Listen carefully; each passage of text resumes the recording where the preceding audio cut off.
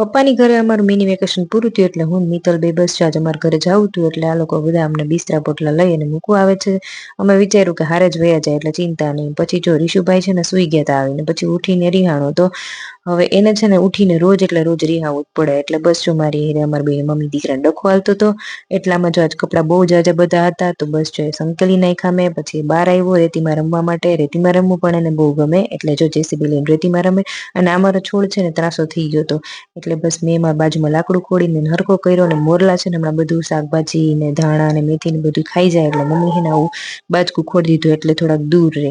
અને પછી રીશું કે મમ્મી મારે પીવું છે કેળાનું જ્યુસ એટલે બસ મેં એને કેળાનું જ્યુસ બનાવી દીધું. રીશુને કેળા ઓછા ભાવે પેલા ખાતો પણ હવે છે ને કેળાનું જ્યુસ વધારે ભાવે એટલે બસ જો એ ઘટાઘટ પી ગયો. અને પડી ગઈ સાંજ એટલે મારે સાંજે બનાવવા દાળ ભાત તો જોઈએ ભાત મૂકી દીધા.